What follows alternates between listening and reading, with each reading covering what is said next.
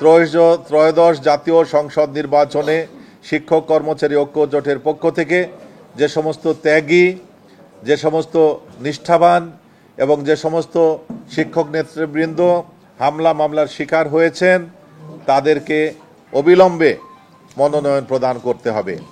এটি শুধু আমাদের দাবি নয়, এটি শিক্ষা পরিবার, ছাত্র, অভিভাবক সমাজ এবং সচেতন নাগরিক সমাজেরও প্রত্যাশা। জাতীয় সংসদে শিক্ষকদের প্রবেশ বৃদ্ধি পেলে শিক্ষা সংস্কার বাস্তবায়ন সহজ হবে, দুর্নীতি হ্রাস পাবে, প্রশাসনের জবাবদিহিতা বাড়বে এবং দেশের সামগ্রিক রাজনীতি হবে।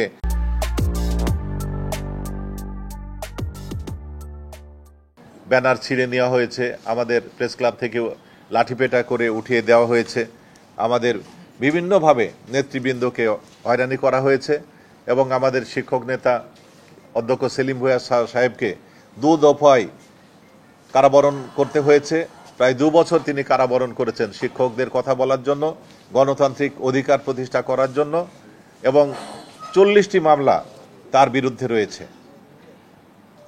18 দিন বিভিন্ন থানায় রিমান্ড খেটেছেন।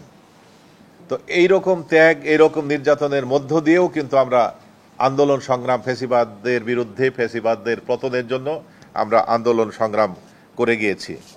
আমরা কোনো সময় এক মুহূর্তের জন্য গণতন্ত্রের পক্ষে দাঁড়ানো থেকে পিছু পা হইনি। এই ত্যাগ তিতিক্ষা কেবল শিক্ষক কর্মচারী ঐক্য জোটেরই নয়, এটি বাংলাদেশের শিক্ষাঙ্গন, ছাত্র সমাজ এবং লাখো অভিভাবকের স্বপ্নের প্রতিনিধিত্ব করে।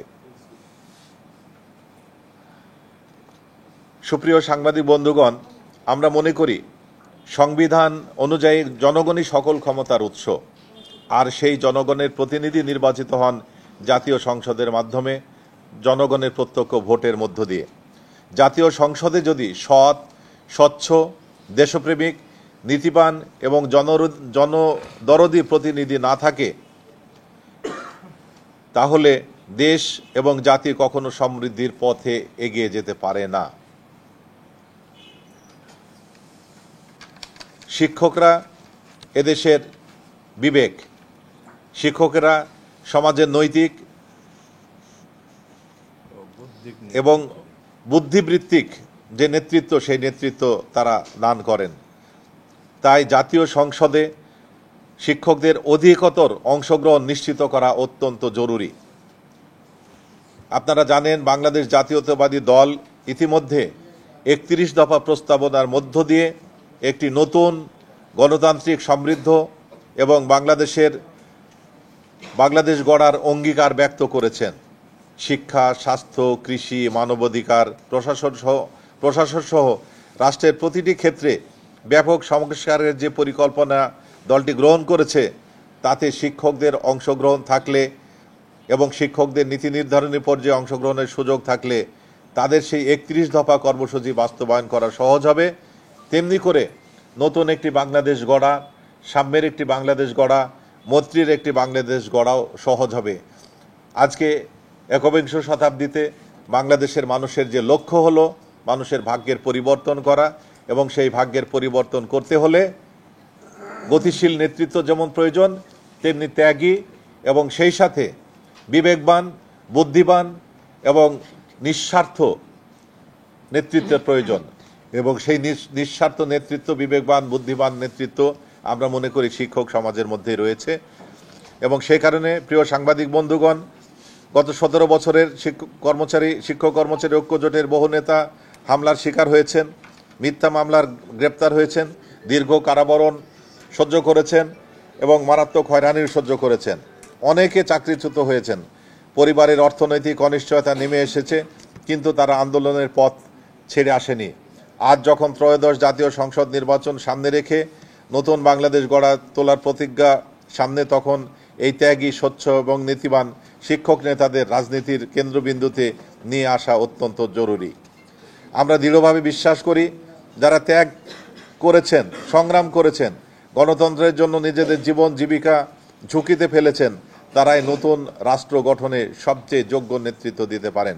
এই প্রেক্ষাপটে আমরা বাংলাদেশ জাতীয়তাবাদী দলের ভারপ্রাপ্ত চেয়ারম্যান জননেতা তারেক রহমান এবং মহাসচিব মির্জা ফখরুল ইসলাম আলমগীর এবং জাতীয় স্থায়ী কমিটির সম্মানিত নেতৃবৃন্দের কাছে দাবি জানাচ্ছি যে ত্রয়োদশ জাতীয় সংসদ নির্বাচনে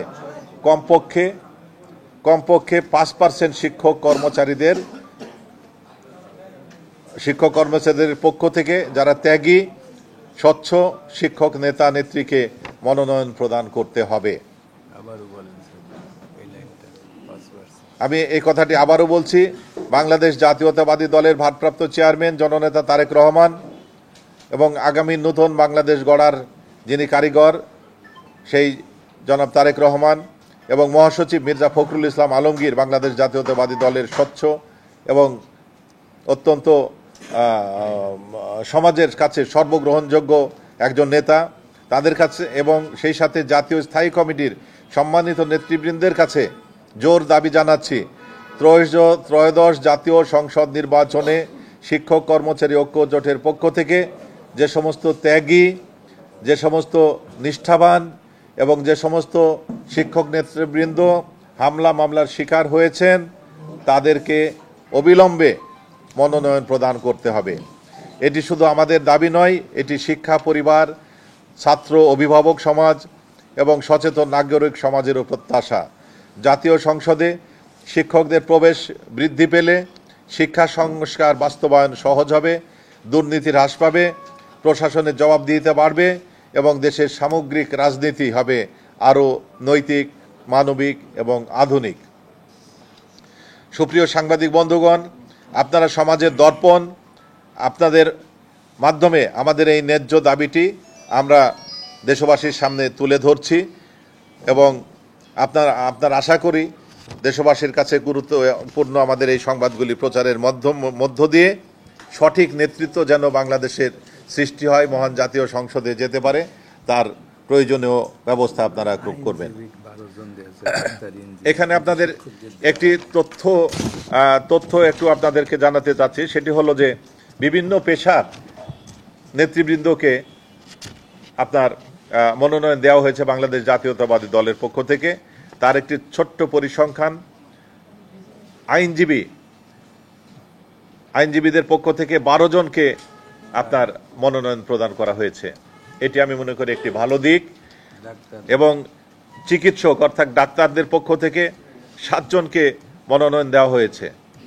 ইঞ্জিনিয়ারদের পক্ষ থেকে 4 জনদের মনোনয়ন দেওয়া হয়েছে। অথচ বাংলাদেশের সবচেয়ে বৃহত্তম পেশাজীবী সংগঠন শিক্ষক কর্মচারী ঐক্য জোট এবং শিক্ষক কর্মচারী ঐক্য জোটের নেতৃবৃন্দ সবচেয়ে ত্যাগী, সবচেয়ে আপনার আন্দোলন সংগ্রামে গুরুত্বপূর্ণ ভূমিকা পালন করেছেন, জেল জুলুমের শিকার হয়েছেন, দুঃসময়ে তারা দুর্দিনে তারা কাজ করেছেন, অথচ সেই শিক্ষক কর্মচারী ঐক্য জোটের নেতৃবৃন্দকে কোনো নমিনেশন দেওয়া হয়নি। আপনাদের অবগতির জন্য জানাই যে আমাদের শিক্ষক কর্মচারী ঐক্য জোটের কিংবদন্তি নেতা এবং শিক্ষক সমাজের অভিভাবক অধ্যক্ষ সেলিম ভূঁইয়া স্যার, তিনি মনোনয়ন প্রত্যাশা করেন কুমিল্লা 2 সংসদীয় আসনে তিনি মনোনয়ন প্রত্যাশা করেন। আমরা আজকের এই সংবাদ সম্মেলনের মাধ্যমে অধ্যক্ষ সেলিম ভূঁইয়া স্যারের সেই কুমিল্লা 2 আসনে অবিলম্বে তার মনোনয়ন ঘোষণার জন্য দাবি জানাচ্ছি। সেই একই সাথে আমি নিজেও মনোনয়ন প্রত্যাশী ছিলাম। আমার সংসদীয় আসন মেহেরপুর সদর এবং মুজিবনগর অর্থাৎ মেহেরপুর 1, সেই সম্ভাব্য যে 3 জন প্রার্থী মেহেরপুরে ছিল, তার মানে বাংলাদেশ জাতীয়তাবাদী দলের পক্ষ থেকে, তার মধ্যে আমিও একজন, কিন্তু পরিতাপের বিষয় আমাকেও সেখানে অন্তর্ভুক্ত করা হয়নি। তাই শিক্ষক সমাজের দাবি আমার মনোনয়ন পত্রটিও যেন প্রদান করা হয়, বিবেচনা করা হয়, সেই অনুরোধ আমরা রাখছি। আমাদের আরও একজন শিক্ষক নেতা অধ্যাপক আলমগীর হোসেন, তিনি শুধু শিক্ষক নেতা নাই, দীর্ঘদিন আন্দোলন সংগ্রাম করেছেন এবং পিরোজপুর জেলা বিএনপির সংগ্রামী সভাপতির দায়িত্ব পালন করেছেন। সেই অধ্যাপক আলমগীর হোসেনেরও আমরা মনোনয়ন দাবি করছি। আমাদের মাস্টার আক্তারুল আলম, আমাদের গাজীপুরের শ্রীপুর নির্বাচনী এলাকায় তিনি দীর্ঘদিন লড়াই সংগ্রাম করেছেন এবং মানুষের কাছে অত্যন্ত জনপ্রিয়। শ্রীপুরের মানুষ তাকে অত্যন্ত ভালোবাসে এবং সবাই তার পাশে থাকে। সেই মাস্টার আক্তারুল আলম, তার মনোনয়ন প্রত্যাশা দাবি করছি।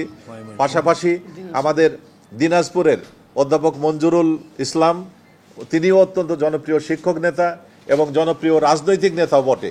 তিনি দিনাজপুর জেলা বিএনপির সংগ্রামী প্রশিক্ষণ বিষয়ক সম্পাদক। সেই মঞ্জুরুল ইসলামেরও মনোনয়ন আমি দাবি করছি। ময়মনসিংহের অধ্যাপক আমজাদ হোসেন, যিনি ময়মনসিংহ মহানগরীর সংগ্রামী সাধারণ সম্পাদক, আমজাদ হোসেনেরও আমি মনোনয়ন দাবি করছি। আমি মনোনয়ন দাবি করছি আমাদের অধ্যাপক AKM আব্দুল আওয়াল, যিনি টাঙ্গাইলের কালিহাতী থেকে মনোনয়ন প্রত্যাশা করছেন।